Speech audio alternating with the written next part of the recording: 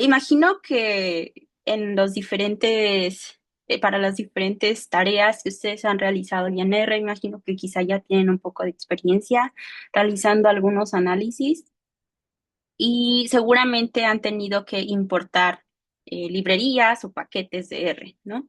Entonces, aunque hay una amplia variedad de los paquetes, a veces nos encontramos ante la dificultad de no tener exactamente lo que nosotros necesitamos y pues podríamos nosotros empezar a crear nuestras propias funciones, a lo mejor solo para un proyecto en particular o tal vez empezamos a crear diferentes funciones dentro de nuestro grupo de trabajo o en nuestro laboratorio, en nuestra oficina. Y si en algún momento ya se vuelve una rutina que estamos utilizando estas funciones nuevas que hemos creado, pues puede ser momento en que estemos listos para crear un paquete. Entonces, un paquete no necesariamente, o el crear el paquete no necesariamente significa que tengamos que publicarlo para todo el mundo, porque es una pregunta muy frecuente de no, a lo mejor lo que yo estoy haciendo es muy sencillo y no le sirve a nadie más. Pero con que les sirva a ustedes, realmente ya esa es razón suficiente para crear un pequeño paquete.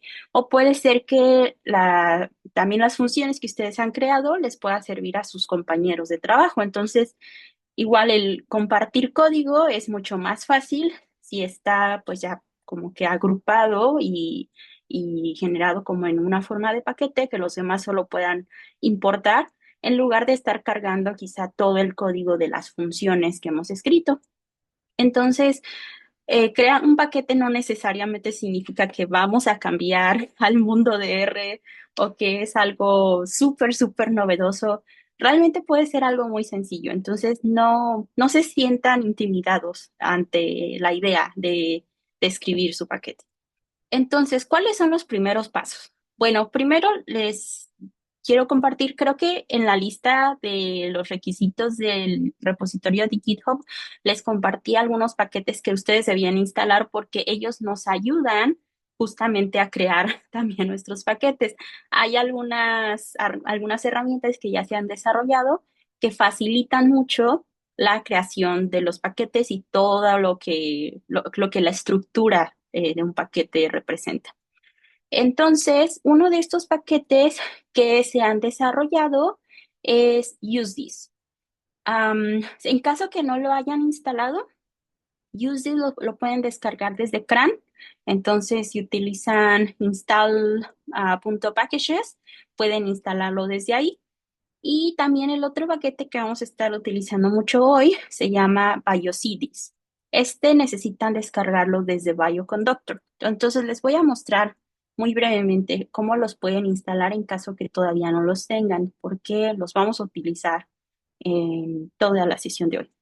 Entonces, bueno, el primero es con install.packages, use this. Ujú.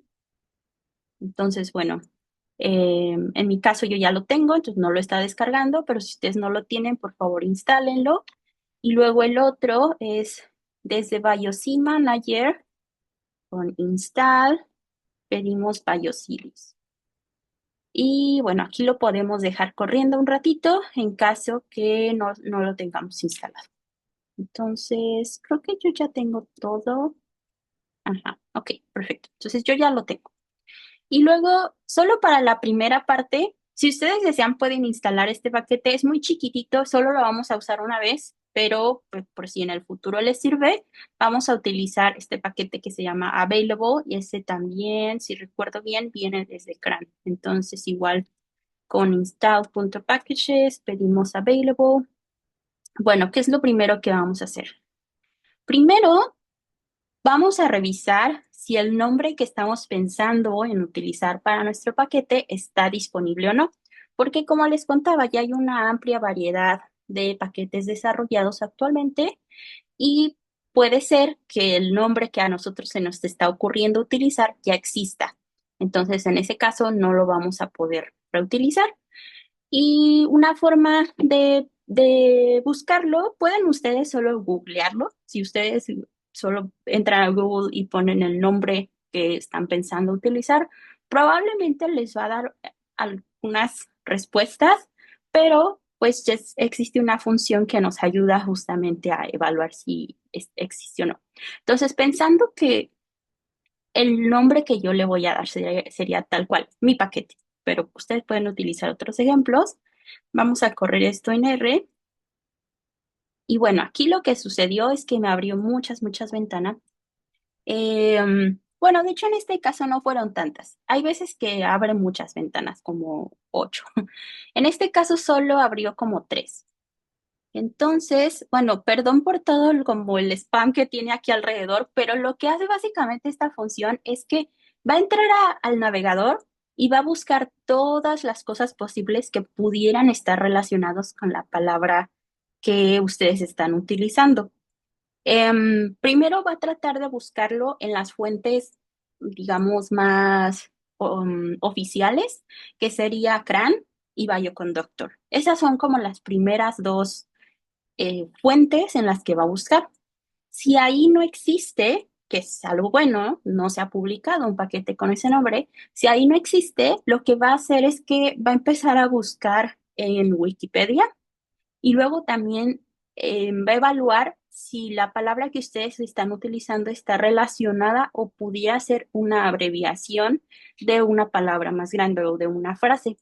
Entonces, estas fuentes ya no son como tan oficiales, por eso es que ahorita salieron muchos anuncios allá a un lado. No se asusten, no les va a bajar virus ni nada, solamente es que está tratando de agotar todas las fuentes en las cuales pudiera encontrar algo relacionado con la palabra que ustedes están utilizando. Entonces, en este caso, pues les digo, va a buscar como en muchas cosas de Wikipedia, en todas las otras páginas que pudieran tener información, pero en general, como pueden ver, el resultado de esta búsqueda no está arrojando algo significativo. Dice básicamente que no ha encontrado ningún artículo con el nombre del paquete. Entonces, bueno, si ya tenemos palomita verde en que no existe otro paquete similar, o al menos no existe con el nombre que nosotros estamos pensando, ya podemos ir al segundo paso. Ya que sabemos que podemos utilizar el nombre, vamos a crear los huesitos, la estructura inicial de este paquete. Para eso, vamos a utilizar este paquete que les mencioné hace un momento, useThis, y en particular vamos a utilizar una función que se llama createPackage. Entonces, esta función nos va a crear un primer esqueleto, aunque es como un esqueleto muy básico. Y ahorita vamos a ver con esta segunda función que le vamos a ir agregando más cosas. Pero, digamos, el esqueleto básico ya es un buen inicio. Entonces, vamos a ejecutar esta función en R, que es la de crear paquete, y dentro de los paréntesis le vamos a poner el nombre que queremos utilizar. Y esto les va a crear un nuevo proyecto de RStudio con la estructura de paquete y pues ya utilizando un nuevo directorio que va a tener el nombre que ustedes acaban de proporcionar. ¿Qué observamos aquí? Bueno, vean que ya tenemos una nueva sesión de RStudio. Aquí en la parte de arriba nos da el nombre del proyecto y luego a la derecha, si observamos el buscador de nuestros archivos, vean que tenemos cosas adicionales a lo que tendríamos cuando generamos un nuevo proyecto de RStudio normal. Normalmente cuando creamos solo un proyecto general de RStudio, lo único que vamos a crear en automático es este archivo rproj que tiene como todas las configuraciones del proyecto, pero eso es todo. Eso es todo lo que creamos normalmente en un proyecto.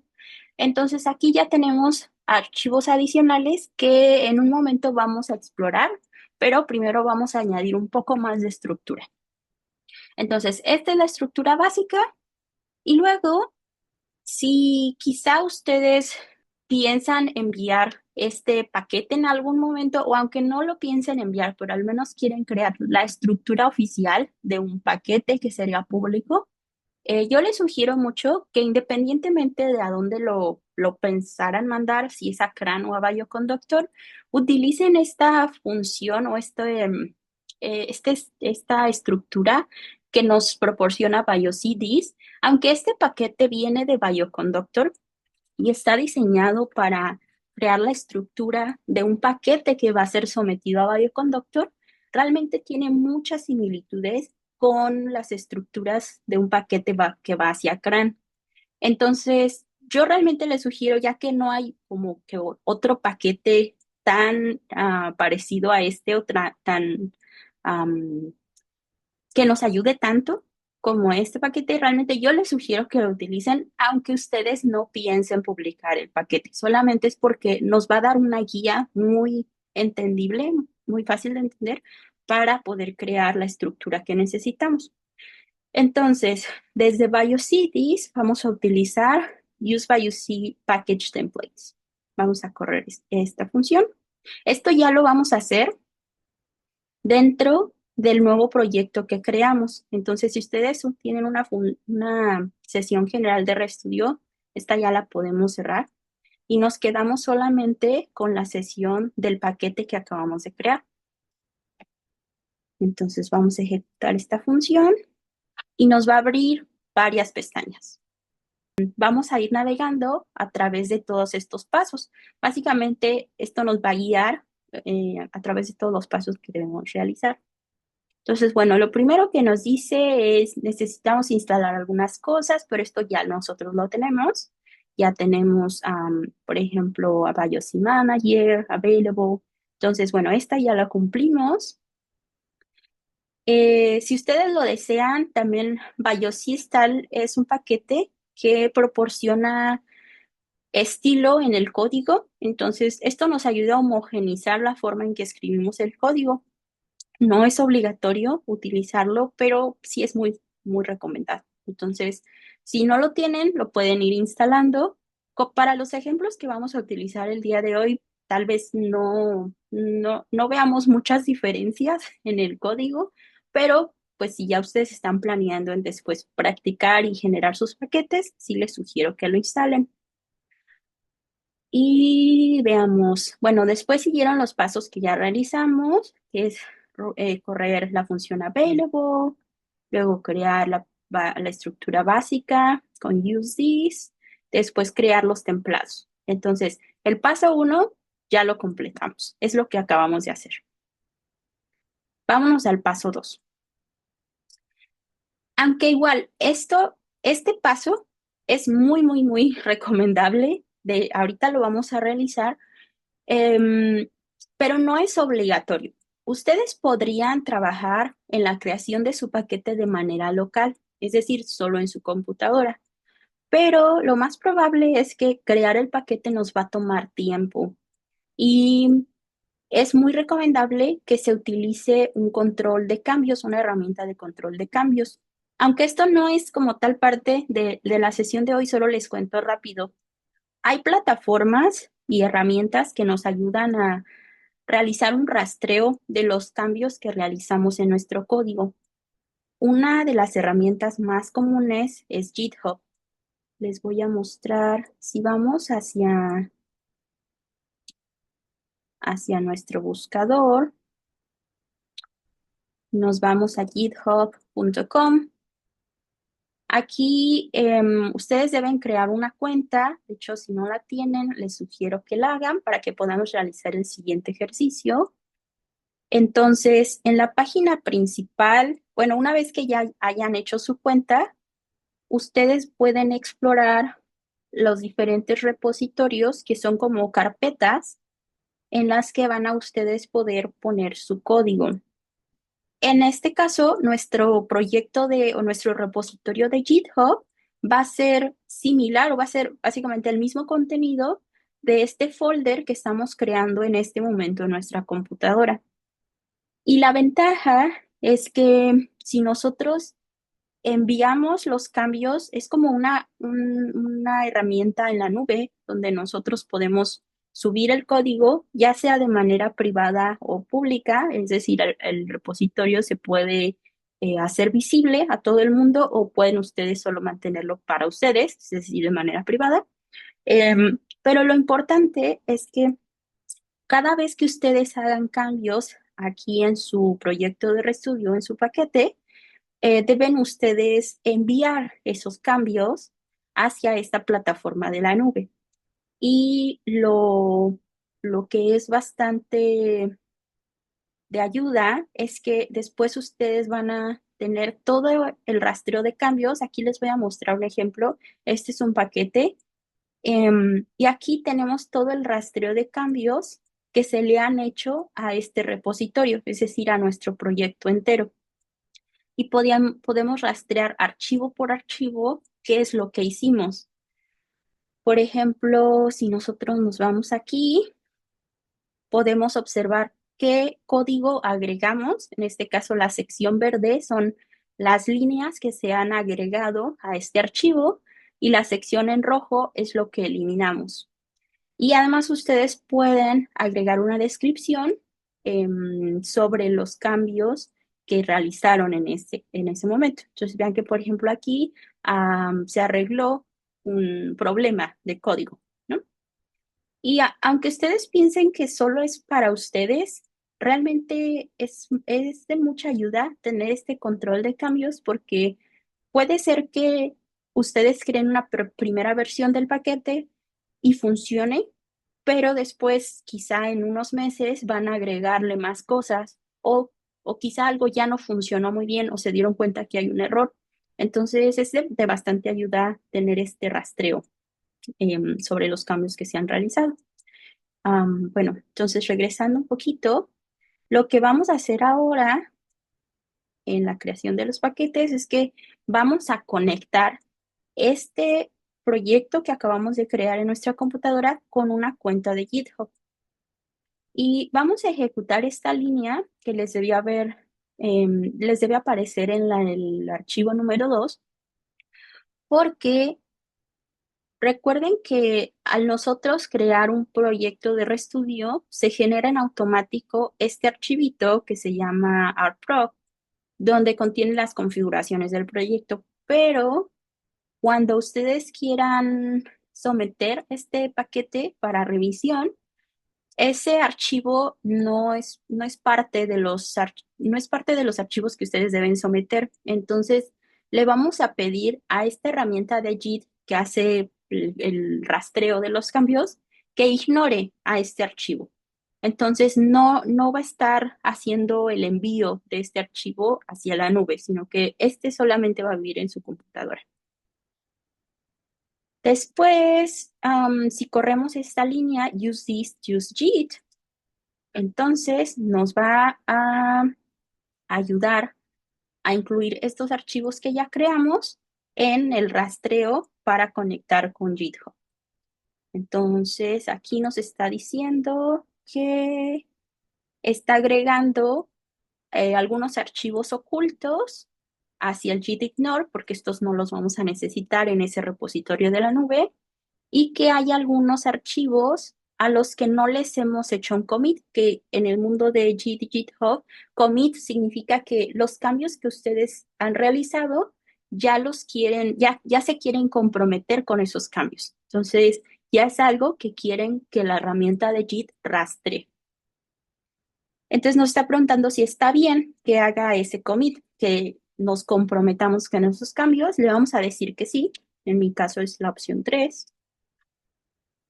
Y después dice que es necesario reiniciar el RStudio. Entonces le vamos a decir que sí.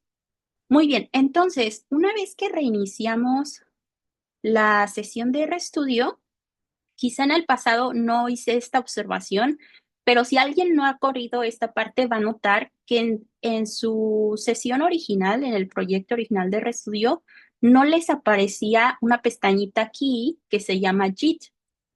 Esta pestañita aparece cuando el proyecto de RStudio con el que estamos trabajando está ligado o está siendo rastreado por la herramienta de JIT. Solamente en ese caso aparece. Si ustedes todavía no han corrido esta línea de Use JIT, no la van a ver. Entonces, es hasta que ustedes indican que quieren que este repositorio se rastree con los cambios, que en ese momento les va a aparecer, bueno, y cuando reinician la sesión, en ese momento les va a aparecer esta pestaña JIT. Entonces, lo que nos indica es que aquí ya podemos controlar el rastreo de Git y enviarlo hacia GitHub, que es como la nube.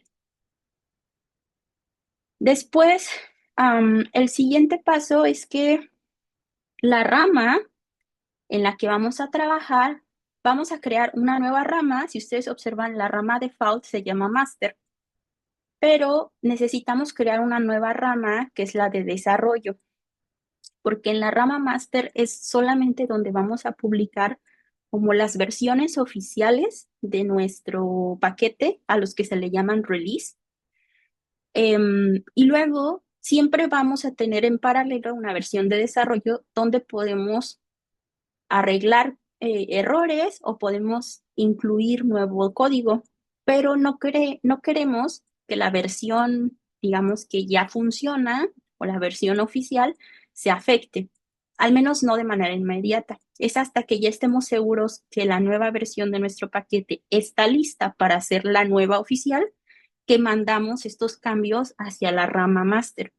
Entonces, lo que vamos a hacer es que vamos a acostumbrarnos a trabajar en la rama de desarrollo. Así que lo que hicimos al correr esta línea, Git Default Branch Rename, es básicamente decir, la rama en la que quiero trabajar por default, por defecto, es en la rama de desarrollo. Y vean que aquí en la pestañita de Git, de hecho ya me cambió de la rama master hacia la rama development. Y aquí de hecho pues ya la tenemos, ¿no? Muy bien.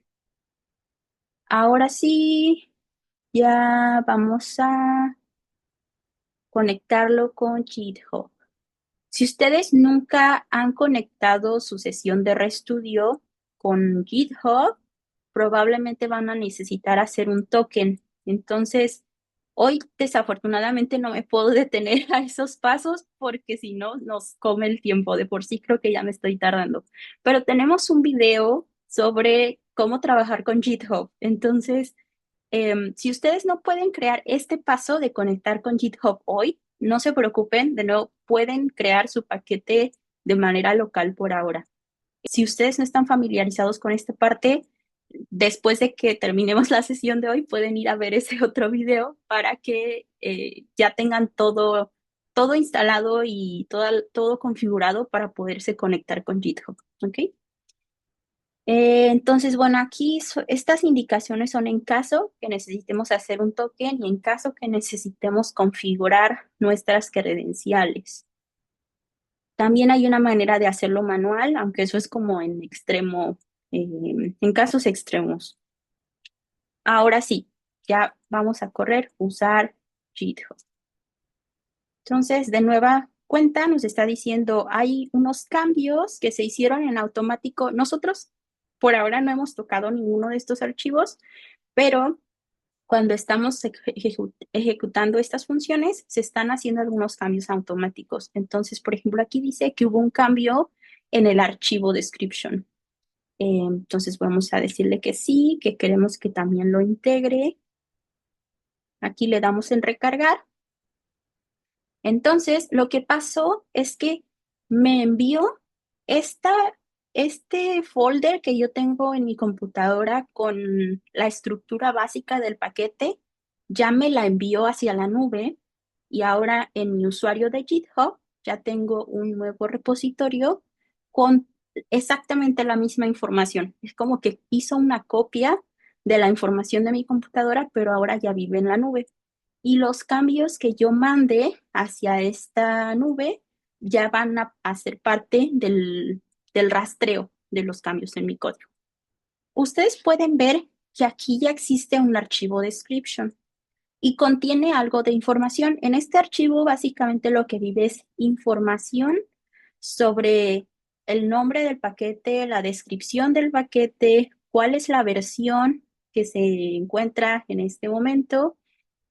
Después tiene información sobre los autores. Entonces, ahorita vamos a cambiarle estos datos para poner nuestro nombre. Después tenemos que proveer un pequeño párrafo, o sea, un pequeño párrafo donde indiquemos qué es lo que hace este paquete. Después vamos a indicar qué licencia queremos utilizar. Y aquí también vamos a listar paquetes que podríamos requerir para el funcionamiento de nuestro paquete, porque no necesariamente tenemos que reinventar la rueda. Está bien si utilizamos herramientas de otros paquetes que ya se han desarrollado y los llamamos hacia nuestro código para después crear nuestras propias funciones. Entonces, todos esos paquetes que nosotros necesitemos para que nuestro código funcione, los vamos a listar aquí en este archivo. Ahorita vamos a hablar un poco más de eso. Pero bueno, les decía, ya contiene algo de información aquí. Sin embargo, este archivo description no está en el formato que se sugiere en el caso de Bioconductor. Entonces vamos a cambiarlo, vamos a ejecutar esta función que es useBioCDescription, que automáticamente nos va a sobreescribir este archivo description con los nuevos campos que son requeridos o en el nuevo formato. Entonces voy a decir que sí, quiero que lo sobrescriba. Y vamos a ver. A grandes rasgos no cambió tanto, pero vean que ya me agregó algunas cosas de información. Por ejemplo, nos agregó la fecha de manera automática. Entonces, en la versión anterior del archivo, algunas cosas solo decía como aquí, ¿no? Proveer el primer nombre o el apellido. Em, no teníamos la fecha, no teníamos ese campo. Luego en las licencias nos estaba dando diferentes opciones, pero no nos indicaba una en específico. En este caso, por defecto, nos sugiere que podemos utilizar la licencia Artistic versión 2, que es una licencia bastante flexible, como que básicamente dice que todo el mundo puede utilizar tu código, excepto para fines comerciales y creo que eso es todo. Ex- la que yo he visto más como popular entre paquetes que se generan en la academia es la licencia MIT, que es bastante similar, o sea, es muy flexible. También básicamente dice que todos pueden utilizar el paquete si no es para fines comerciales, pero deben darte crédito a si utilizan tu paquete, pues que te incluyan en las referencias, por ejemplo. Entonces ustedes pueden seleccionar qué licencia quieren utilizar.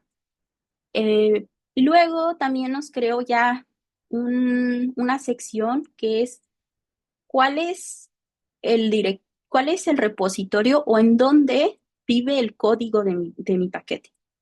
Entonces, como nosotros ya hicimos la liga hacia GitHub, automáticamente me está detectando que el repositorio o el lugar en la nube donde vive mi código es en GitHub, luego bajo mi usuario y bajo el nombre del repositorio que acabamos de crear.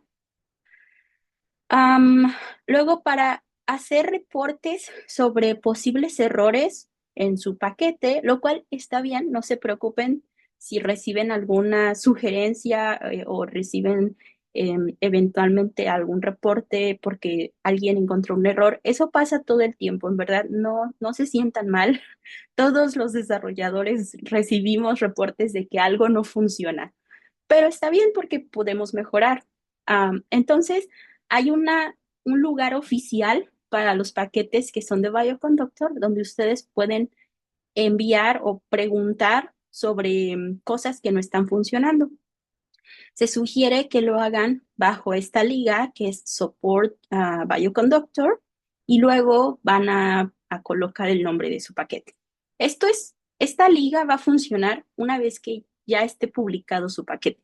Si ustedes no lo envían a ningún lado, no lo envían a Bioconductor ni a CRAN, nunca van a utilizar esta liga, pero está bien, solo lo está creando, la función creó esta estructura como parte del archivo de description. Pero si ustedes quieren, pueden eliminar esta línea. Después nos está creando automáticamente un BioCViews. En Bioconductor los paquetes están organizados por el tipo de paquete, a diferencia de CRAN. En CRAN todos los paquetes están juntos, no hay como una clasificación. Pero en el caso de Bioconductor, los paquetes se dividen en paquetes de software, paquetes de datos y paquetes de workflows. Entonces, en general, los paquetes que vamos a hacer que contienen funciones, pues se entran en la clasificación de software. Si ustedes van a, por ejemplo, si ustedes secuenciaron un nuevo genoma y lo quieren publicar ahí en un formato específico de Bioconductor, pueden crear como un tipo paquete que contiene esa anotación de un nuevo genoma y después hay herramientas con las cuales lo puede descargar la gente de manera muy simple para utilizarlo con funciones. Entonces, ese, por ejemplo, es un tipo de paquete diferente que se llama Annotation, Annotation Hub, creo que es. Entonces, bueno, en este caso, como nosotros vamos a crear funciones, nuestro BioCView o como que el tipo o en la categoría a la que corresponde nuestro paquete es software. Ya lo detectó en automático y después Roxygen y la versión es solamente una herramienta que nos facilita crear la documentación. Ahorita vamos a ver qué es la documentación. Lo siguiente es que vamos a crear también un archivo README. Entonces, si ven por ahora, mi repositorio no tenía un archivo README, este es un archivo que generalmente es parte de la estructura de un repositorio de GitHub donde se da una breve descripción sobre qué materiales tienes en ese repositorio. Entonces, de manera automática, ya me está creando un README con una estructura básica en la que va a poner el nombre del paquete, después va a proveer la liga automática hacia dónde están los issues en el repositorio de GitHub, que los issues es también donde reportamos problemas con este paquete. Después está dando instalaciones básicas, perdón, instrucciones básicas de instalación. En este caso, pensando que nuestro paquete eventualmente esté en Bioconductor, requerimos instalar BioC Manager y desde ahí vamos a instalar nuestro paquete. También nos está dando las instrucciones para instalar la versión de desarrollo. Después nos da un formato muy básico para proveer un ejemplo sencillo sobre cómo utilizar algunas funciones de nuestro paquete. En este caso, no van a ser significativas. Por ejemplo, nos está dando la función para hacer un summary del dataset de CARS, que está ya incluido en R. Por supuesto que esto no está relacionado para nada con mi paquete, pero solo es un ejemplo de código, como la estructura de proveer un chunk de, el estilo Markdown, donde vamos a poner un pequeño código que se puede ejecutar y que entonces nuestros usuarios pueden reproducir para empezar a aprender a utilizar el paquete. No necesariamente tienen que incluir aquí todas sus funciones, pero puede ser quizá un par de ellas, solo para dar una introducción hacia cómo utilizar las funciones y finalmente tiene cómo citar el paquete, porque ustedes quieren ser citados definitivamente. Ok, ya creo el archivo README y después vamos a ejecutar esta función que es construir un README.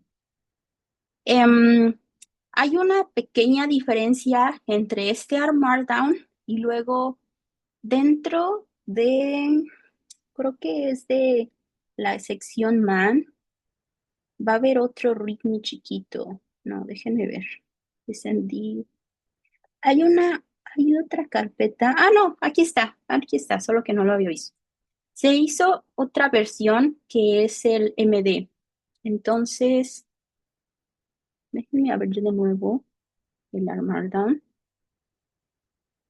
Miren, lo que está diciendo es que este MD es como la versión que va a ser visible para el público en el repositorio, pero que este .md, que es solamente Markdown, está generado a partir del R Markdown.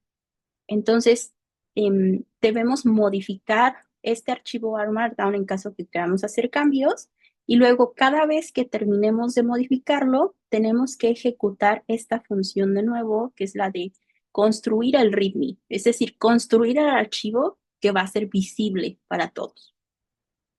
Luego, lo siguiente que vamos a construir, vean que ya vamos agregando más cosas aquí, más archivos. Entonces, ya estamos incrementando la estructura del paquete.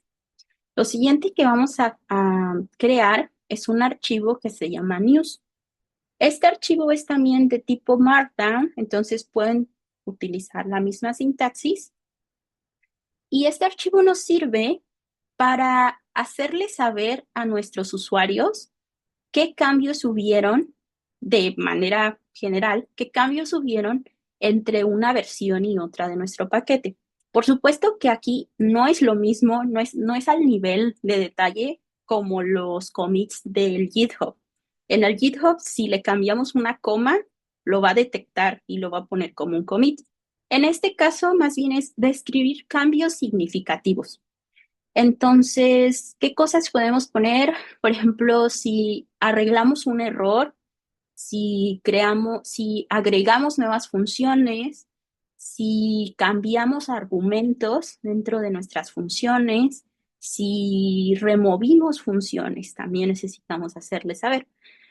Entonces, las categorías en las que está dividido el archivo de news es básicamente nuevos features, que es pues como nuevas funciones que tenemos, arreglar errores y esta parte de Significant User Visible Changes generalmente se refiere a cambios en los argumentos. Entonces va a ser un cambio que afecta al usuario porque si ellos se utilizaban, digamos que le cambiamos el nombre o cambiamos el valor default de un argumento, eso le afecta a tu usuario. Necesitas saber que, no sé, si le pusimos file name al principio, y luego ya solo le ponemos name a un argumento que digamos va a leer una ruta hacia un archivo de entrada, ellos necesitan saber, porque si utilizan el argumento anterior, les va a dar un error al momento de correr el código. Entonces, en estas secciones donde ustedes explican que se hizo el cambio de un argumento, le escriben el nombre anterior hacia este nuevo argumento. O si el valor default era falso y cambió ahora al verdadero, eso también lo tienen que hacer saber. Y para cada versión de su paquete van a agregar una sección como esta. Entonces van a poner en estilo de encabezado nivel 1, pensando en los estilos de Markdown. Entonces, encabezado nivel 1, ponen la versión de su paquete y después ponen lo que haya pasado. No necesariamente tienen que ser los tres ámbitos. Estos son los que existen, pero si solo arreglaron errores, pues bueno, solamente ponen la sección de arreglar errores. Y las nuevas versiones se van poniendo encima de las anteriores. Entonces, esa es la manera en la que construimos el archivo news. Cada cosa que va, como cada versión nueva, va a ir en la parte superior de este archivo. Tiene que ser lo primero que se vea. Entonces, bueno, ya tenemos el archivo news. Ahora vamos a hacer otros archivos que ahorita no les vamos a poner tanta importancia porque son como parte de la estructura, son sugeridos, pero que no les vamos a cambiar nada. Entonces, ¿qué son estos otros archivos? Es el código de conducta que está definido por Bioconductor, entonces no es como que ustedes lo tengan que escribir, pero básicamente describe que pues se sigan buenas prácticas del uso del código, en la que si utilizas otros paquetes, los cites, que si van a utilizar tu paquete, pues es siguiendo la licencia que has descrito, etcétera. Entonces, le pueden ustedes dar una vista más profunda a lo que dice el código de conducta, pero en general es como pues tener buenas prácticas, ¿no?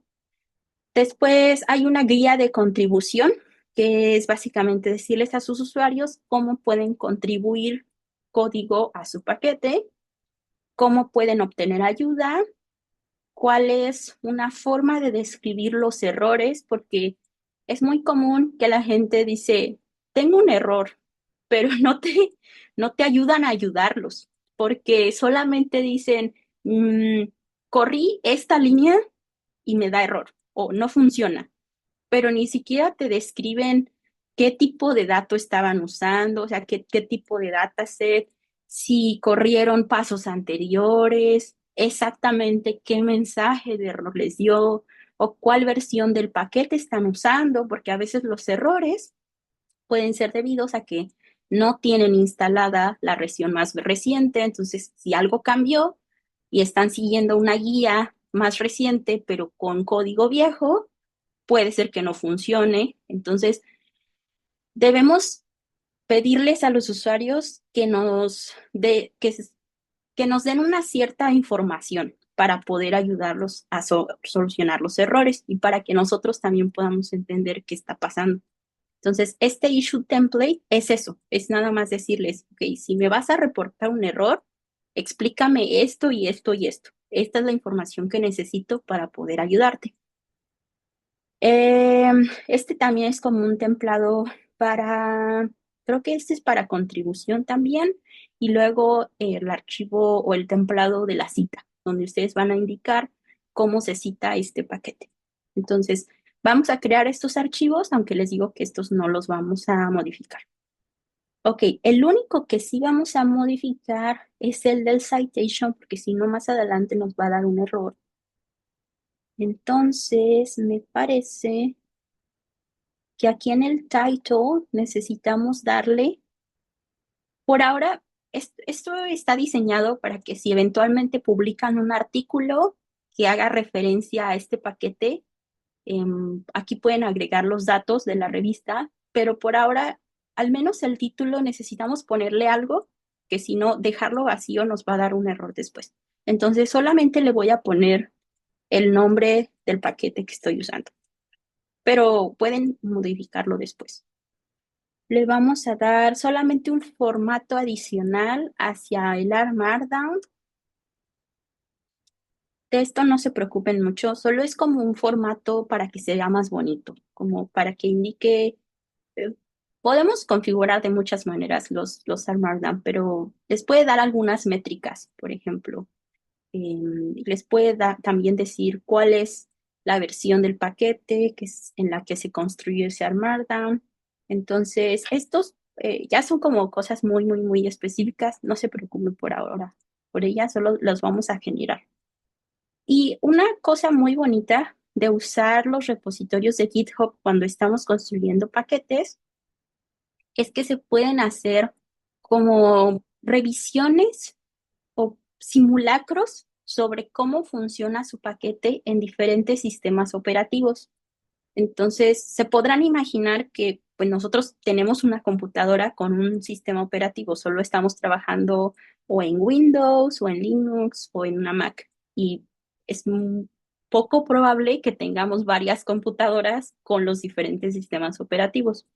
Entonces, algo muy padre de tener su paquete ligado hacia Bioconductor, perdón, no, hacia GitHub, es que aquí en el repositorio podemos utilizar los servidores de GitHub para probar nuestro paquete utilizando diferentes sistemas operativos. Básicamente, en sus servidores se crean máquinas virtuales con los diferentes sistemas que nosotros le pidamos, ya sea con Linux, Mac, o Windows, y va a checar que el paquete funciona correctamente. Entonces, necesitamos darle un archivo especial al repositorio de GitHub para que haga esa corrida, esos como simulacros. Entonces, ya existe un formato que es este YAML de aquí, que se llama checkBioC. Entonces, ese igual ahorita no lo vamos a tocar, vamos a utilizar la versión que ya nos dan por defecto, pero básicamente este archivo lo que contiene son las instrucciones para GitHub. Después vamos a habilitar o a hacer una primera versión de unos archivos de prueba. Ahorita vamos a hablar un poco más sobre qué son los archivos de prueba, pero nos está diciendo que al menos necesitamos uno para que la revisión de la estructura de nuestro paquete pase o que sea aprobada.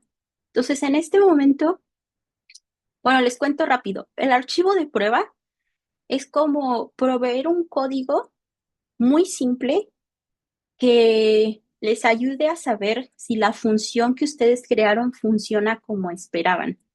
Por ejemplo, si ustedes están esperando que su función sume dos números o que multiplique, en este punto nos está, por ejemplo, mostrando que la multiplicación funciona. Supongamos que ustedes crean una función que multiplica dos números. Entonces, es muy fácil saber que si yo le doy a mi función la multiplicación de 2 por 2, el resultado que espero es 4. Y ya sé que suena como muy simple, muy absurdo a lo mejor, pero es solo una manera muy simplificada de entender para qué sirven estos tests. La idea es que ustedes provean una entrada muy sencilla, hagan la operación de su función y le digan qué es lo que están esperando. ¿Qué pasa si, por ejemplo, a mi función, en lugar de yo darle dos números, es decir, multiplica 2 por 2, qué pasa si le doy dos letras? Evidentemente mi función debe dar un error, pero esto no lo sabemos a priori. Esto es lo que nosotros esperamos, mas no sabemos si en verdad nuestro código detecta esas entradas erróneas. Entonces hay maneras en las que nosotros podemos diseñar nuestro código para que detecte esas entradas erróneas y que solamente opere con el tipo de dato o de valor que nosotros esperamos. Entonces, si estamos esperando números, pues vamos a diseñar nuestra función de manera que evalúe que las entradas son números y entonces sí nos dé el resultado o realice la operación y nos entregue un resultado. Entonces, estos test básicamente es para eso, para asegurarnos que nuestra función realiza su trabajo en la manera que esperamos, pero que también nos entregue o nos detecte los errores de la manera que esperamos. Entonces, que detecte los errores cuando debe detectar errores. Ajá, en este caso, realmente, de hecho, aquí ni siquiera hay una función. Preguntan en el chat si en este caso la función que es como el asterisco, que es el que hace la multiplicación, es lo que se está probando. Realmente aquí está probando una operación, no una función como tal, pero más bien está probando una operación. Pero sí, eventualmente cuando nosotros hagamos nuestra función, lo que pasaría es que aquí en la evaluación le vamos a dar nuestra función con la entrada de los dos números y luego qué es lo que esperamos. Básicamente esa sería la idea. Pero este es solamente un templado. Entonces, es una primera versión de un test. Nosotros ya tendríamos que agregar los tests para nuestras funciones de manera manual. Y luego vamos a agregar también una herramienta que nos ayuda a revisar cuál es el coverage de la documentación. Ahorita vamos a ver un poco más qué es la documentación, pero entre muchas cosas que le podemos dar de información al usuario sobre cómo utilizar nuestras funciones, parte de esa información es un ejemplo, un pequeño ejemplo en el que no necesite hacer un análisis completo, solo es, le damos un pequeño ejemplito con quizá con un dataset muy chiquito, incluso algo que el usuario pueda crear, digamos, igual puede ser muy sencillo y puede parecer absurdo, pero digamos que vamos a trabajar con una tabla o un data frame, le damos quizá un data frame de 2 por 2 que por supuesto no va a ser la dimensión de un dataset de manera en la vida real, pero que es solamente para probar, para correr un pequeño ejemplo. Idealmente deberíamos proveer ejemplos para todas las funciones que creamos, pero hay algunas funciones que son un poquito más difíciles de probar así de manera tan simple, porque quizá necesitan una entrada muy específica que viene de correr un análisis largo, es decir, que viene después de varios pasos de análisis. Entonces, crear la entrada específica para evaluar esa función puede no ser tan sencillo. Entonces, lo que se sugiere es que al menos el 80% de nuestras funciones contengan un ejemplo reproducible. Nos dan una cierta ventana para que aquellas funciones que está muy complicado hacer un ejemplo, pues bueno, en esas no vamos a dar un ejemplo, pero tratar que al menos el 80% sí lo tenga.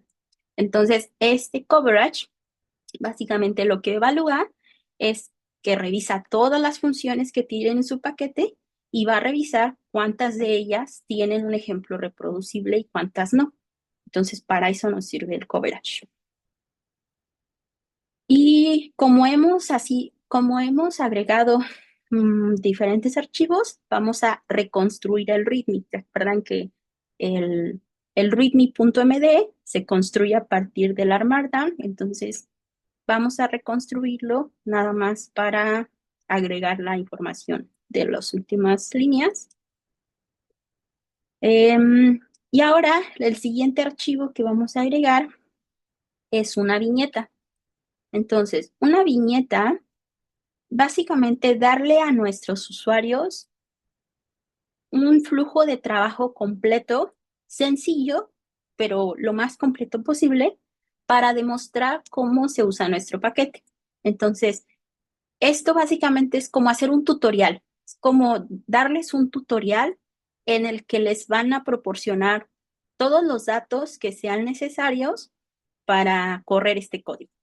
Entonces, aquí tiene ya algunos chunks con un templado, pero no necesariamente tienen que utilizar esta versión. Por ejemplo, aquí me está proporcionando cuánto tiempo tarda en correr todo este ejemplo. Puede ser algo que el usuario quiera saber, pero les digo, esto es solo un templado, no necesariamente lo tienen que escribir en esta forma. Después me está proporcionando algo de bibliografía, de referencias, me refiero, como algunas cosas que yo estoy utilizando para ejecutar este tutorial. Después me pone los básicos, los pasos básicos, que es cómo instalar este paquete. Entonces, ya teníamos las instrucciones en el README, pero pues a veces las personas se van directamente a las viñetas y no revisan el README. Entonces, aquí les vamos a dar de nuevo las instrucciones para instalar el paquete. Después, si hay algún conocimiento que deban tener para poder seguir estos ejemplos, podemos describirlo aquí. Si no se requiere conocimientos previos, pues pueden quitar esta sección.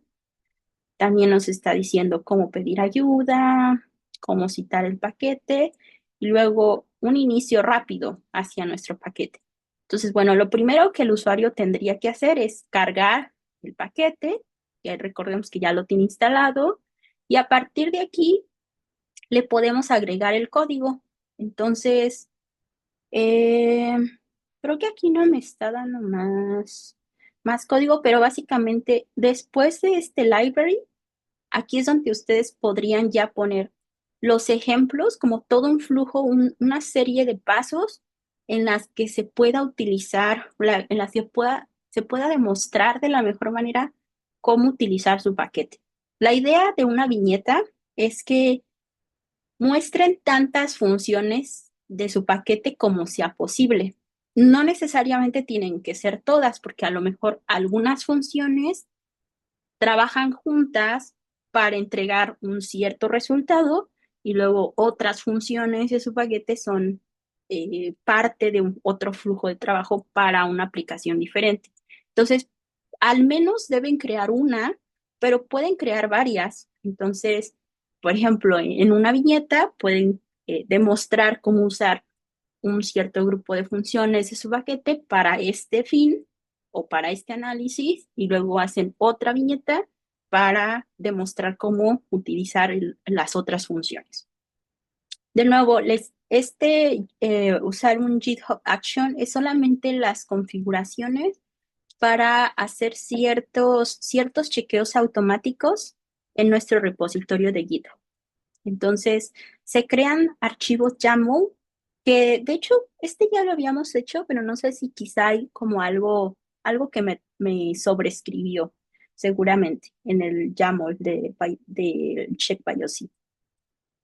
Hasta aquí ya tenemos todos los archivos que necesitábamos. Hasta aquí ya tenemos toda la estructura de un paquete.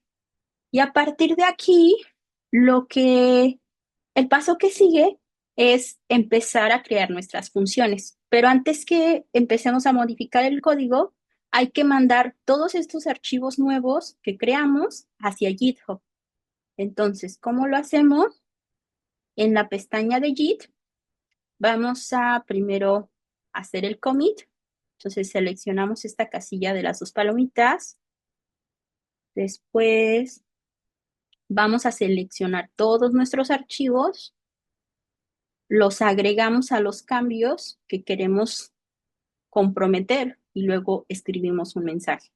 Entonces, por ejemplo, crear la estructura de BioCities. Porque acuérdense que acá en GitHub ahorita tengo la estructura de la base, la primera estructura, súper sencilla. Todavía no tengo todos estos archivos que vienen del formato de BioCities. Entonces, le estoy diciendo que vamos a crear la estructura de BioCities. Y después hacemos push, que es enviar estos cambios hacia la nube. Entonces, si vamos de nuevo al repositorio, recargamos la página y aquí ya viven todos nuestros archivos, incluyendo el README. Entonces aquí ya están las instrucciones básicas de instalación, un pequeño ejemplo, que de nuevo ahorita es un ejemplo general de código, no es nada de mi paquete.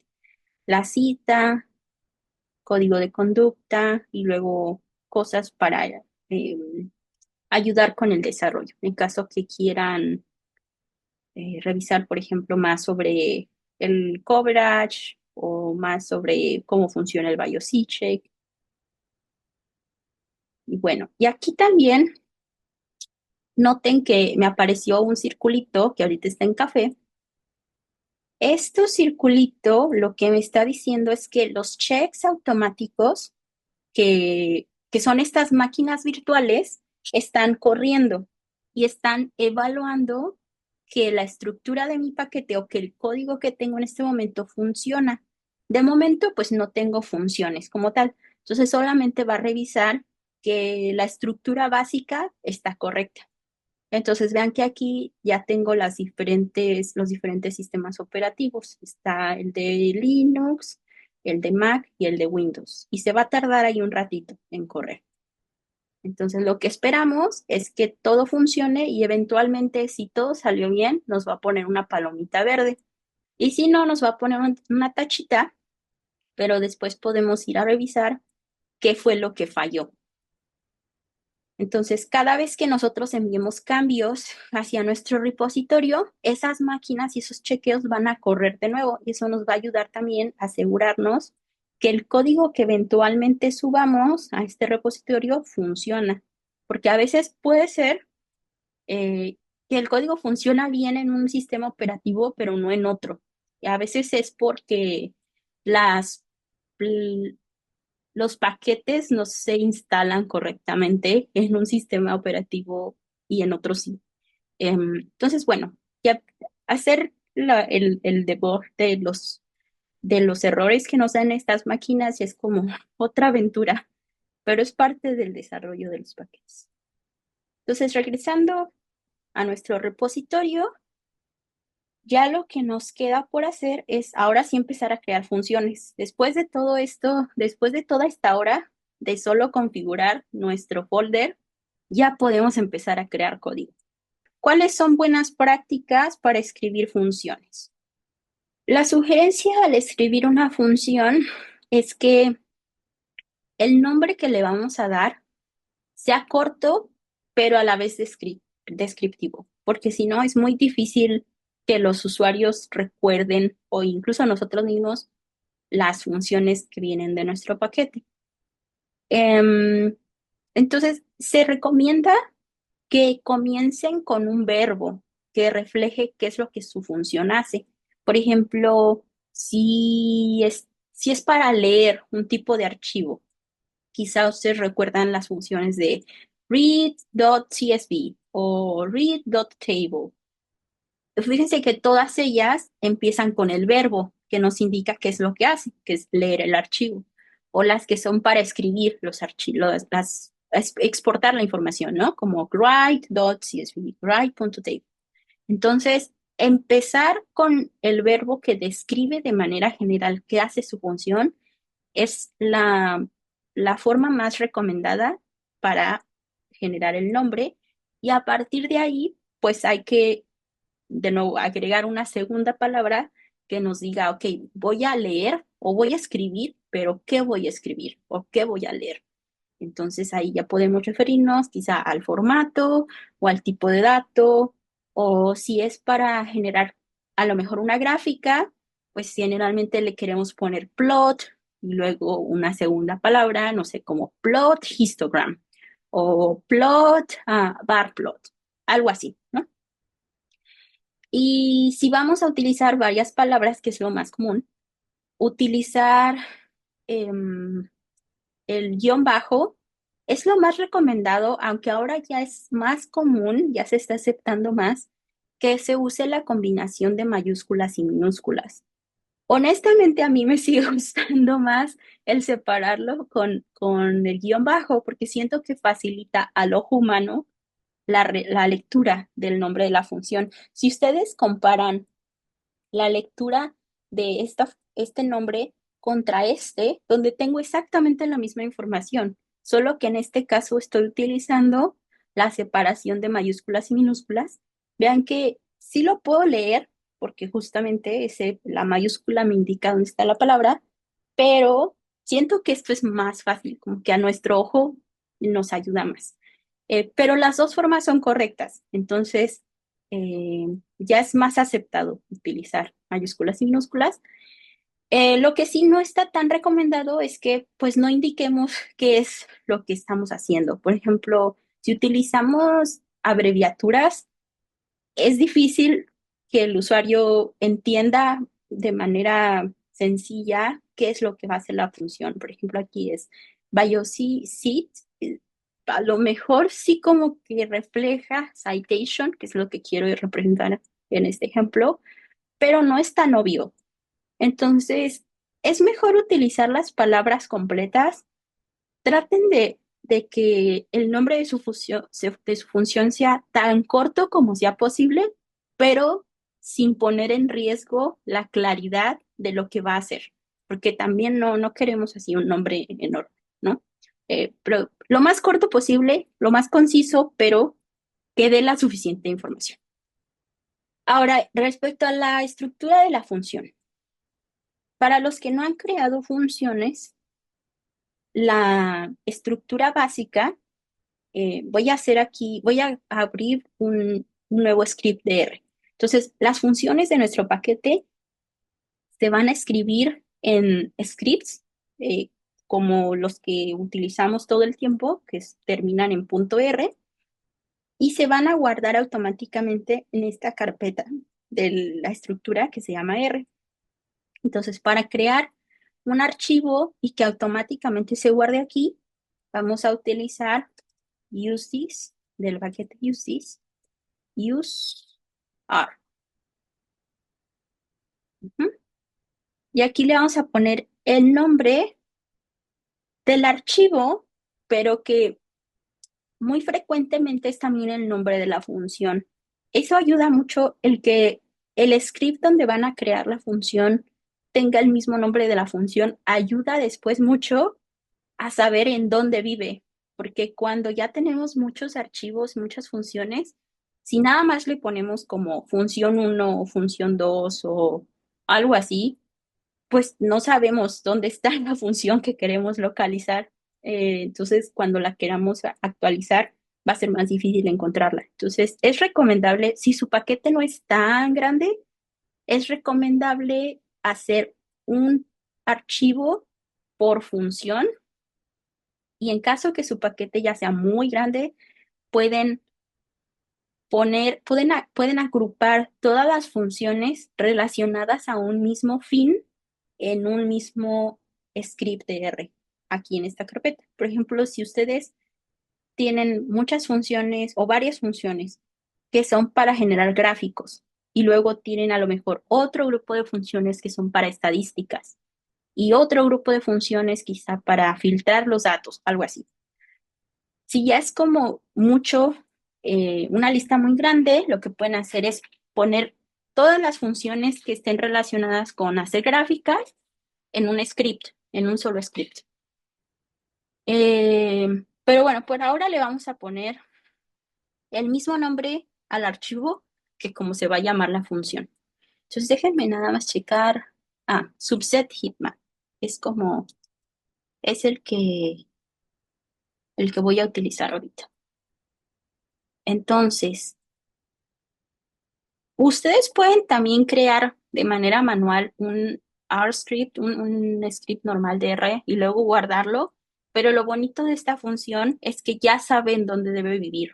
Entonces, nos hace los dos pasos de manera automática. Nos crea el archivo y a la vez nos guarda en la carpeta de R. Entonces, aquí ya tenemos nuestro R script. Entonces, bueno, ¿cuál es la estructura básica de una función? Primero tenemos que darle el nombre que queremos utilizar. En este caso es el mismo subset heatmap. Después ponemos el símbolo de asignación y luego escribimos la función que se llama function. Esta viene de R base. Adentro del paréntesis vamos a poner todos los argumentos de entrada para nuestra función y afuera del paréntesis le vamos a abrir llaves y aquí adentro de las llaves es donde vive todo el código. Entonces, algunas buenas prácticas para la estructura. El código que pongamos aquí adentro hay que intentarlo. Intentarlo significa que aquí, por ejemplo, vean que yo tenía como a la izquierda el nombre de mi función y luego todo lo que está adentro de la función está cuatro espacios en blanco o un tabulador hacia la derecha. Eso me permite leer de manera más fácil el código. Entonces puedo entender que todo lo que esté a este nivel es lo que pertenece al código de la función, todo lo que está dentro de la función. Y luego supongamos que aquí tenemos después un if. Entonces, no sé, digamos que aquí estábamos creando primero, tomo el data frame, ¿no? Un data frame. Ahorita no va a funcionar este código, ¿eh? Solo es para entender la indentación. Y aquí hicimos un data frame con dos columnas y después le vamos a preguntar que si el data frame, em, no sé, si tiene más de, más de dos líneas, algo así, ¿no?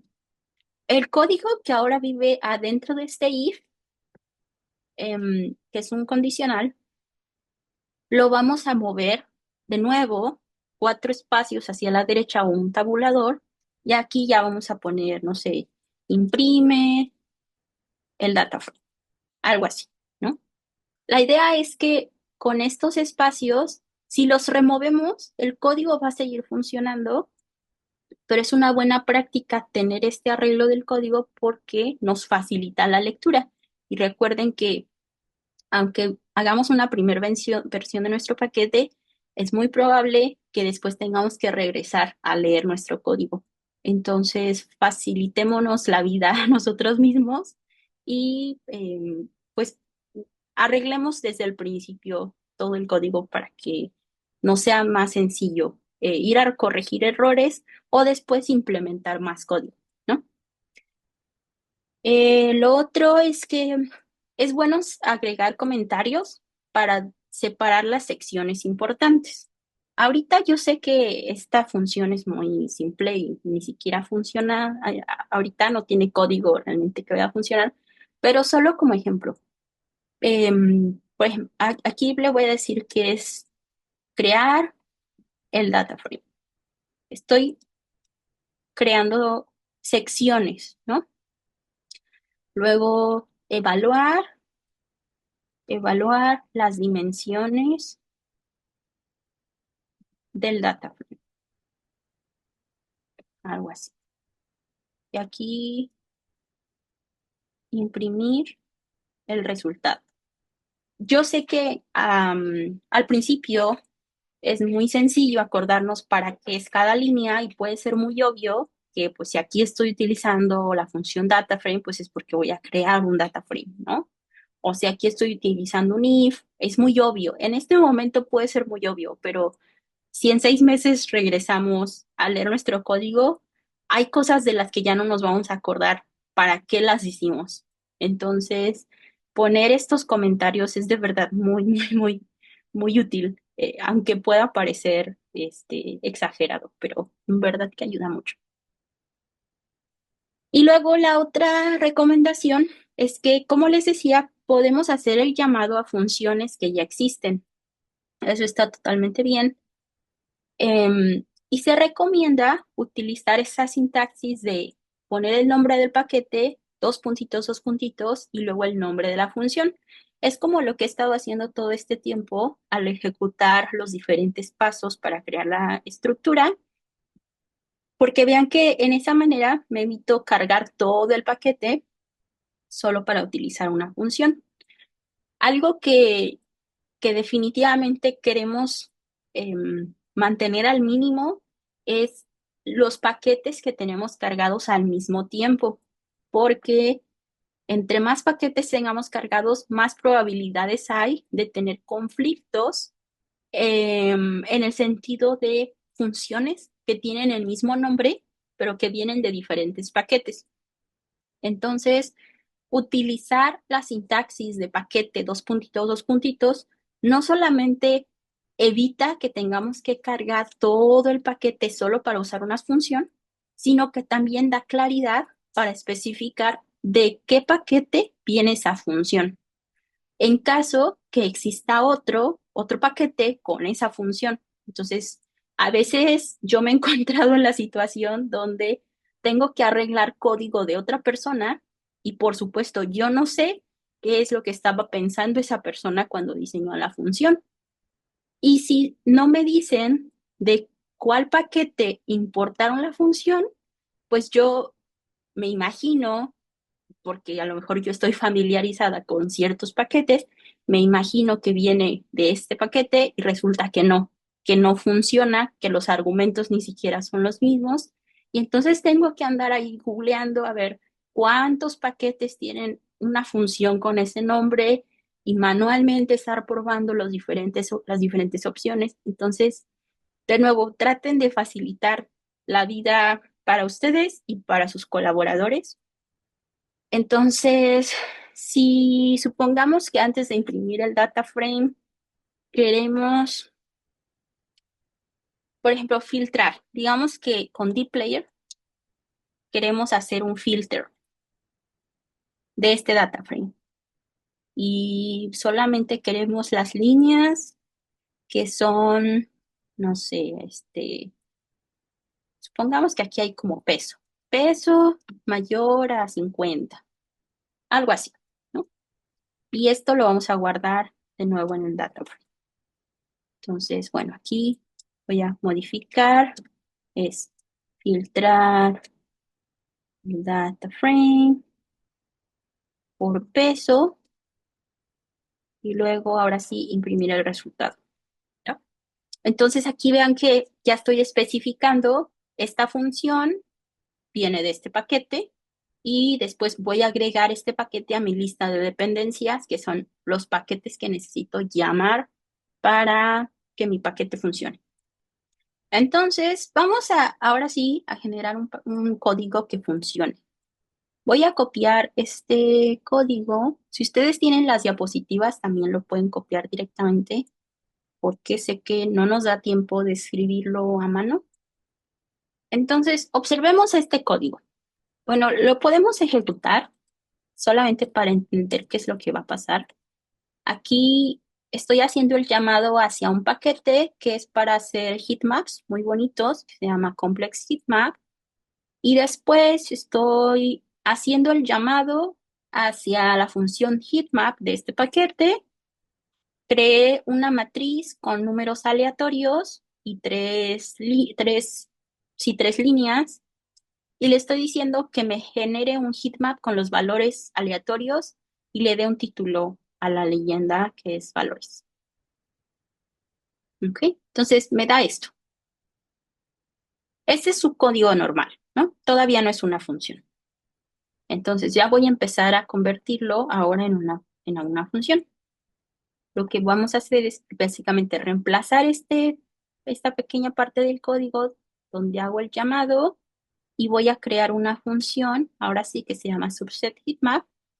Y vean que los argumentos, yo les decía que en la estructura ponemos la función que se llama function, después abrimos paréntesis y adentro de los paréntesis ponemos los argumentos, que es todo lo que le podemos dar de entrada a esa función y que nos puede dar opciones sobre cómo va a operar y después ya nos entrega un resultado, ¿no?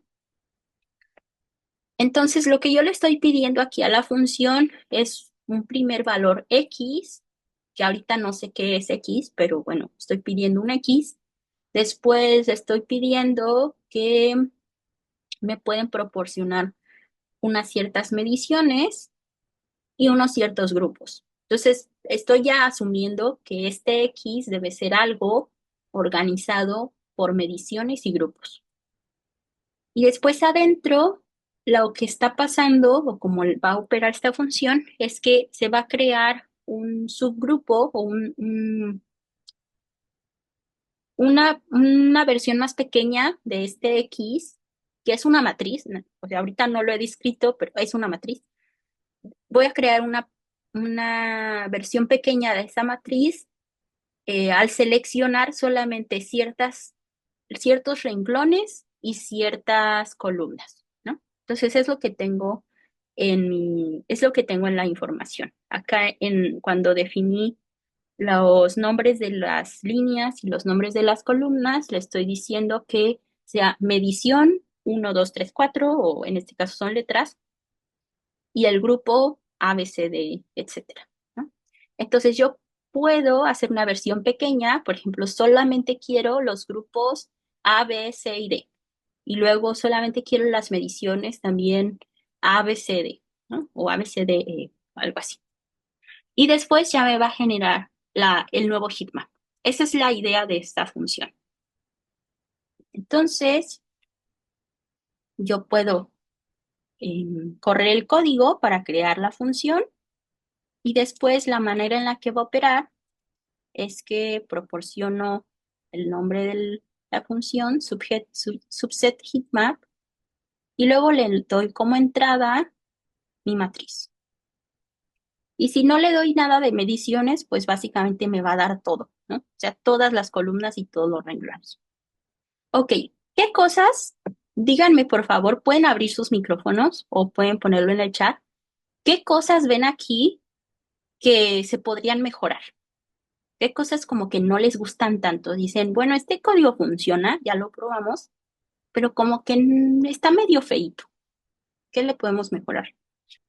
Por ejemplo, yo les decía hace un momento que podemos crear secciones. Entonces, de nuevo, aunque parezca que es muy obvio, los espacios, exacto, sí, esa es una muy buena, ajá, los espacios. Exacto, ahorita tengo todo pegosteado. Entonces, una recomendación es que separen los argumentos, todo lo que esté separado por comas, pónganle un espacio después, porque eso nos facilita la lectura. También después o antes de los iguales, aquí, si les agregamos espacios, esto se lee mucho más fácil. El código va a funcionar igual, pero sí nos facilita la lectura. Igual acá, por ejemplo, ¿no? Aquí le podría poner espacios, ya se va viendo más bonito. Aquí también. Y luego, ¿qué otra cosa le podríamos hacer? Le podríamos crear secciones. Entonces, por ejemplo, aquí, hacer el subset por mediciones y grupos. y después aquí una sección que sea crear el heatmap. Ujú. Entonces ya se va viendo mejor. Esta es la versión nueva. Aquí también igual ya estoy. Ah, y la otra cosa, una cosa más, es que aquí, cuando estoy haciendo el llamado hacia la función heatmap, no le estoy diciendo de dónde viene. Entonces, recuerden que la mejor opción es decir, complex heatmap, dos puntitos, y ahora sí, la función heatmap, y voy a arreglar el indentado. Entonces, fíjense que antes, como solo moví esta línea de arriba, aunque este código sí está recorrido hacia la derecha, no está alineado con el primer argumento que utilicé, que estoy utilizando al llamar a esta función. Entonces es una buena práctica que si le movemos algo a la primera línea de una función, cuando hacemos el llamado, me refiero, el llamado a una función, hay que indentar de nuevo el resto del código para que esté alineado. Y esto también nos facilita la lectura. Entonces es más fácil leer aquí solito el complex heatmap dos puntitos, y el heatmap, y luego voy a entender que todo lo que está alineado hacia la derecha son los argumentos que utilicé en esta función. Ujú. Entonces, eso ya está más bonito. Y el código, pues si lo corremos de nuevo, funciona igual, ¿no? Pero ya se ve mejor. Vamos a ver la documentación. La documentación nos sirve para describir los argumentos o también llamados parámetros que estamos pidiendo de entrada en nuestra función. Y también nos sirve, como les contaba hace un rato, para poner ejemplos reproducibles que van a ser muy cortitos, pero que demuestran de manera rápida cómo utilizar la función. Entonces, existe un paquete que se llama Roxygen 2 que nos ayuda a generar esta documentación. La podríamos generar a mano, pero pues, no es muy práctico y aparte hay nombres de los, como de la estructura de la documentación que no son tan fácil de recordar. Entonces, una manera muy rápida es que aquí en RStudio, si nos vamos a la varita mágica, bueno, y necesitamos estar adentro de la estructura de la función, muy importante. Y luego nos vamos a la varita mágica y vamos a buscar esta opción que dice insertar un esqueleto Roxygen. Entonces damos clic ahí y observen que ahorita solo tengo la estructura de la función, no tengo nada más. Pero en cuanto selecciono esta opción, me agrega cosas. Entonces me va a pedir un título que es como una descripción muy breve sobre qué hace mi función. Por ejemplo, genera un subset de heatmap. Entonces, esto es solo como una descripción muy chiquita. Después hay un parámetro aquí, un argumento que es description, donde ustedes podrían ya hacer como un párrafo más completo, pero esto es solamente para dar una idea rápida de para qué sirve la función. Después tenemos los argumentos que están descritos bajo esta sección que dice param. Tenemos que crear una línea de parámetro, un param, para cada argumento. Y entonces, automáticamente ya me detectó cuáles son los que tengo en mi función y lo que tenemos que agregar a la derecha, dejando un espacio en blanco, es la descripción de ese argumento. Aquí lo que normalmente debemos incluir es el tipo de objeto y en caso que haya opciones para elegir en cuanto a los valores de ese argumento, aquí también los vamos a describir. Por ejemplo, nuestro argumento X es una matriz. Entonces aquí le vamos a poner matrix. Luego las mediciones, en este caso, básicamente son los nombres de de las líneas. Entonces sería los nombres de las líneas para generar el subset. Ah, y hay que decirle de qué tipo es esto, entonces es un carácter. Ah, entonces, lo que yo siempre recomiendo es comenzar por definir qué tipo de objeto es, si es un data frame, si es un data table, si es un character, un logical, un numeric, ¿no? Y ya después le damos la descripción. Y bueno, ahorita yo estoy combinando idiomas. Estoy poniendo cosas escritas en inglés y en español, pero si eventualmente ustedes quieren hacer público este paquete, la verdad es que pues como que la regla general es escribirlos en inglés. Toda la documentación tendría que ser en inglés también. Pero ahorita pues como un ejemplo podemos escribirla en español. En cuanto a la estructura o a la revisión del paquete, no va a pasar nada, o sea, está bien. Solo más bien es, si quieren que de verdad otras personas lo utilicen, pues lo más común es escribirlo en inglés, desafortunadamente. Ok, entonces siguiente. El parámetro de grupos también es un carácter, entonces lo ponemos carácter y luego en este caso es los nombres de las columnas para generar el subset. Muy bien. Después, ya que describimos qué es la entrada, ahora vamos a describir cuál es la salida. Entonces, ¿qué es lo que esperamos que esta función nos entregue? En este caso, nos va a dar un objeto de tipo complex heatmap. ¿Cuáles son otras cosas que podrían regresar la función? Les puede regresar, por ejemplo, un data frame, les puede regresar un data table, les podría regresar un ggplot, les podría, si es para guardar un archivo, entonces sería más bien, pues, exporta un archivo de tipo, no sé, PDF, algo así. Entonces, aquí en returns, básicamente le estamos diciendo que nos va a entregar la función. Después, el export se queda así solito, pero esto es como una etiqueta que nos dice que la función va a estar disponible para el usuario, porque cuando ya tenemos paquetes grandes y un poco más complejos, podemos generar funciones internas, es decir, funciones que nos facilitan la compartimentalización de nuestro código, porque digamos, si en varias funciones pensemos que queremos revisar que la entrada sean números, ¿no?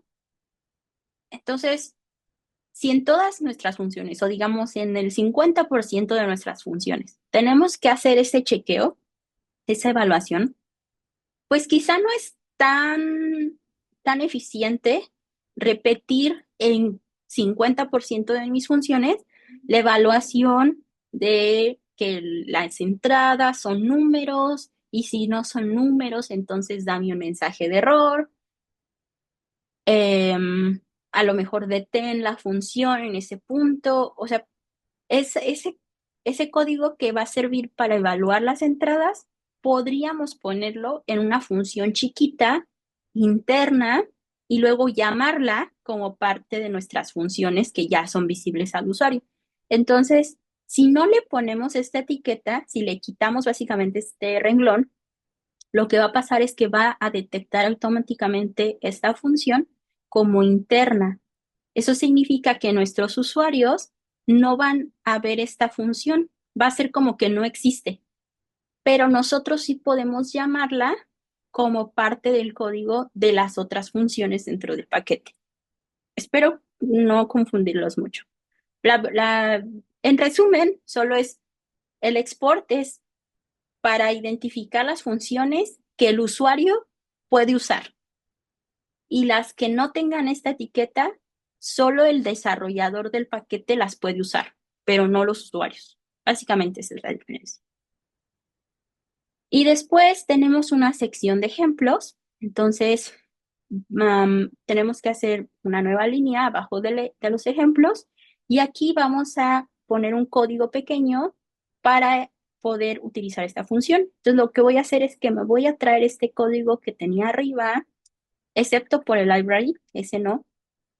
Aquí voy a crear una matriz pequeñita, random, entonces no necesito proveer yo una tabla o la matriz o un archivo.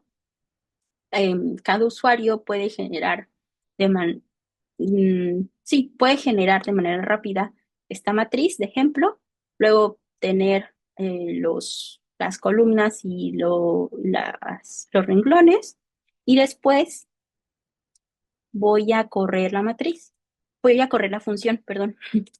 Entonces, por ejemplo, aquí es para generar el heatmap completo, pero después puedo poner un ejemplo en el que mediciones es igual a medición A, medición B,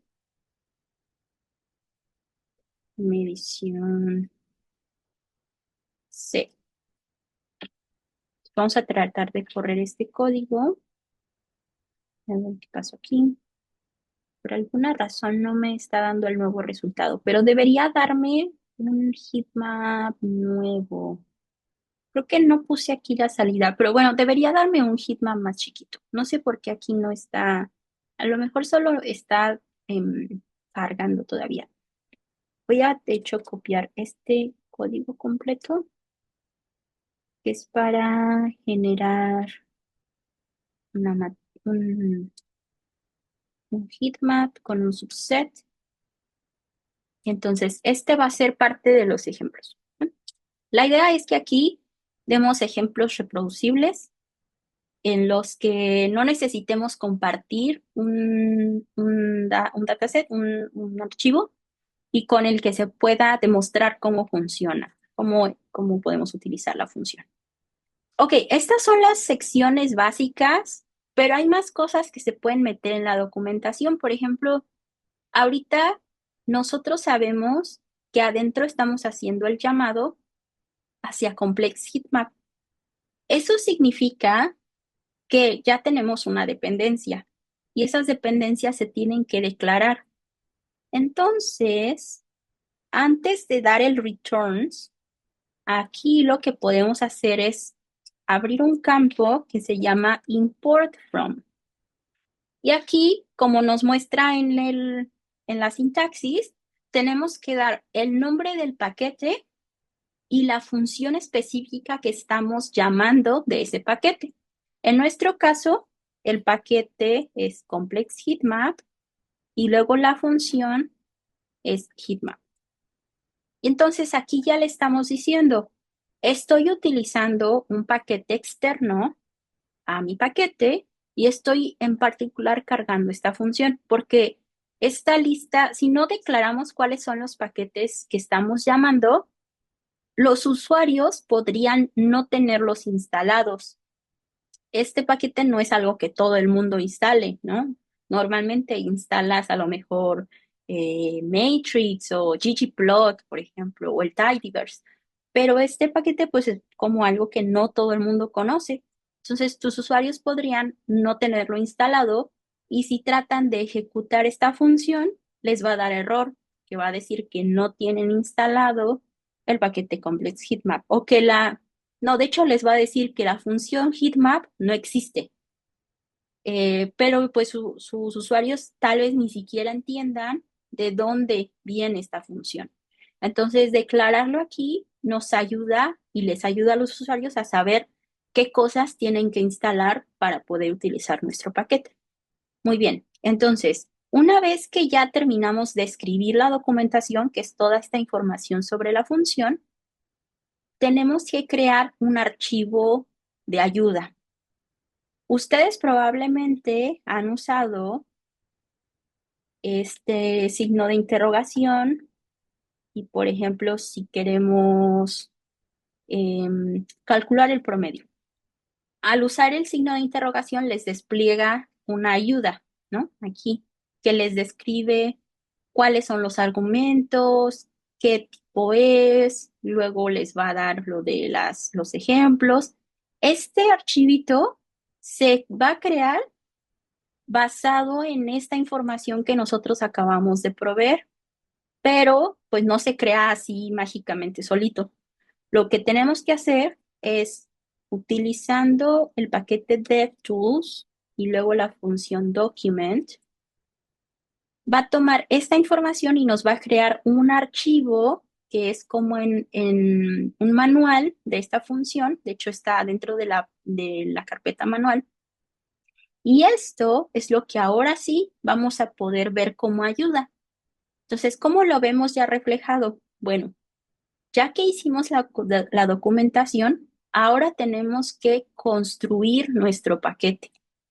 ¿Cómo lo construimos? Nos vamos a esta pestañita de aquí que se llama Build y le damos Install. Entonces, este botoncito tiene el efecto de hacer la compilación de nuestro error. Ah, ya sé. Perdón, es que estoy haciendo esta library. Esto lo tengo que quitar, perdón, perdón. No podemos hacer libraries, por cierto. La forma en la que hacemos el llamado a los paquetes es, como les dije, con el dos puntitos, dos puntitos, pero no hay que hacer libraries. Entonces, eso me dio un error. Vamos a hacer de nuevo DevTools Document. Voy a reiniciar mi sesión porque me está diciendo que hay un conflicto porque en el environment tenía la función, como la corrí primero solita, hay un conflicto. Entonces, ok, ya está mi ambiente limpio, ya hice el document, vamos a tratar de hacer de nuevo la construcción. Listo, ahora sí funciona. Era ese library que nos causaba problemas. Ok, entonces con este botoncito se hizo la compilación, como la construcción del paquete, y también me lo instaló de manera local. Entonces, ya podemos hacer el llamado, de hecho ya lo hizo en automático, de library, así como hacemos library de ggplot y library de dplayer y del complex heatmap, ahora ya hacemos library de nuestro paquete. Entonces, ya estamos del otro lado. Ya podemos acceder a las funciones de mi paquete. Entonces, si yo empiezo a escribir, vean que en mi ambiente no tengo nada, está limpio, pero ya puedo acceder a subset heatmap. Y de hecho, vean aquí, como RStudio nos dice de qué paquete vienen las funciones, vean que aquí ya me dice que subset heatmap viene de mi paquete. Ujú. Entonces ya está instalado, ya podría ejecutar cosas, pero además, si le pongo el signo de interrogación, ya puedo ver la documentación. No sé por qué me está poniendo esto, pero no se preocupen por ahora. Tal vez es porque no tengo más cosas de la documentación, pero está bien. Vean que aquí ya tengo ese tipo de ayuda como lo tendría con las otras funciones, con los paquetes que hemos descargado de otros lados. Entonces ya me está diciendo cuál es la descripción de los argumentos. Después el value es lo que me va a entregar de salida y después los ejemplos, pues es lo que ya, el código que puedo reproducir. Bueno, ya no voy a poder hacer como tal el archivo de prueba, pero es lo que les conté hace ratito. Aquí en la carpeta de test tenemos un ejemplo. Entonces, idealmente hay que hacer un archivo por cada función de nuestro paquete. Y aquí básicamente tenemos que darle como entrada, es lo que les contaba hace rato, como entrada algo que con lo que estemos muy familiarizados y que podamos predecir va a ser la salida, y también podemos tratar de romper la función y ver si en verdad nos da error. Entonces, la forma en que los tests funcionan, voy a tomarme nada 5 minutos más, pero ya casi acabamos. La forma en que funcionan los tests es con funciones que empiezan con expect. Puede ser expect igual en caso que la operación que va a ocurrir antes de la coma le sea igual o sea, la salida de lo que pase aquí antes de la coma sea igual a un valor que ustedes van a proveer después de la coma. Entonces, básicamente va a evaluar la igualdad de la salida de esta operación a la izquierda contra el valor de la derecha. Después, la otra cosa es, otro tipo de test es expect, warning, por ejemplo, o error, que, a ver, déjenme ver. Ay, ¿por qué no me está poniendo los expect? Ah, es que no he cargado testat. Library, testat. Ahora sí. Expect, aquí está. Este library no va como en los test bar. Eh, solo es para que nos despliegue las opciones. Entonces ahora sí tengo expect equal, tengo expect error.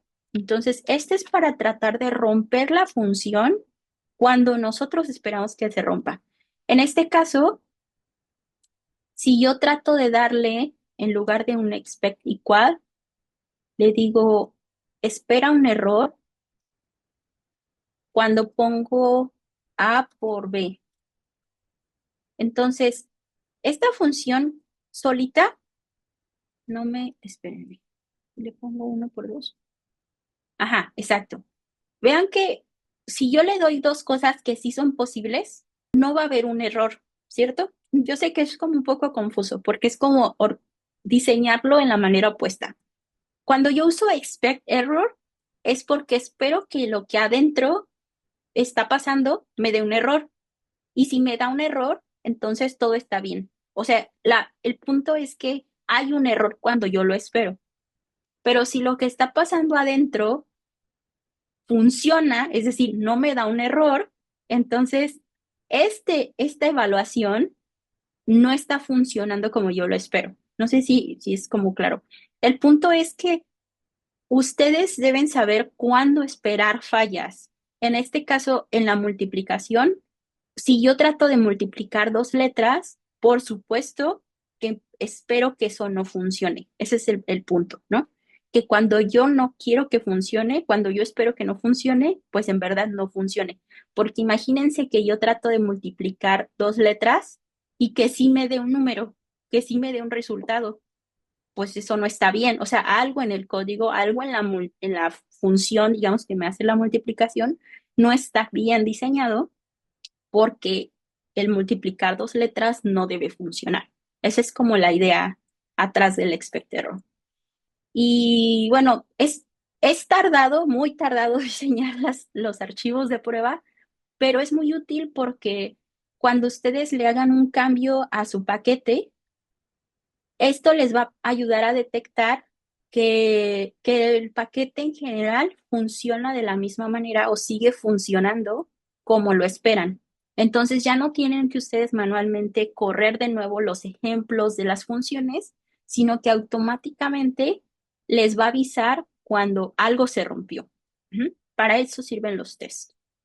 Y después, bueno, en las diapositivas pueden ver ejemplos. Como para evaluar esta función del subset heatmap.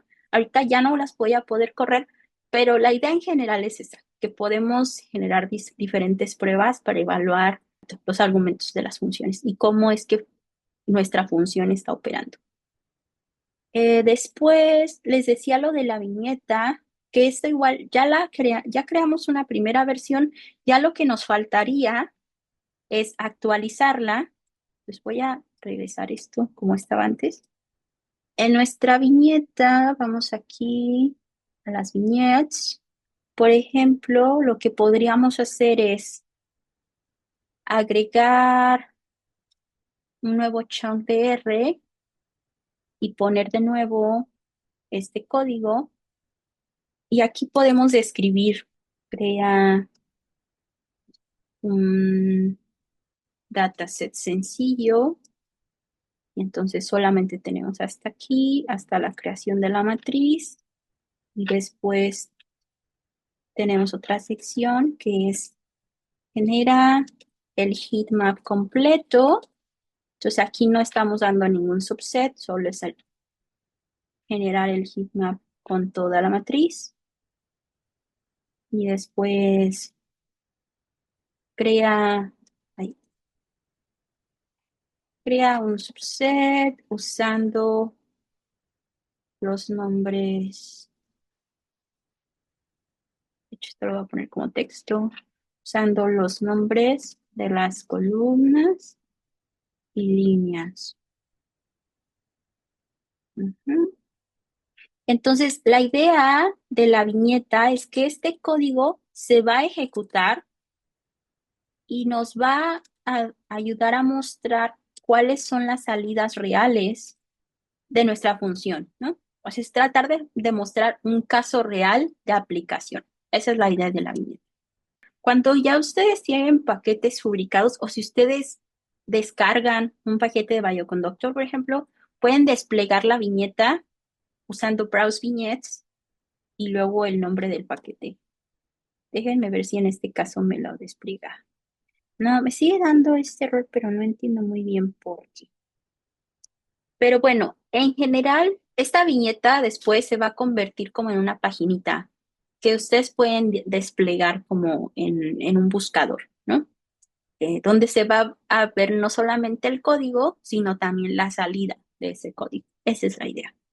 Y bueno, ya finalmente, pues tener también los paquetes y nuestros repositorios en GitHub nos facilita agregar colaboradores para nuestro proyecto. Entonces hay una forma, si ustedes van hacia las configuraciones del repositorio, no de GitHub, sino las configuraciones del repositorio, después van a la sección de colaboradores y agregar personas.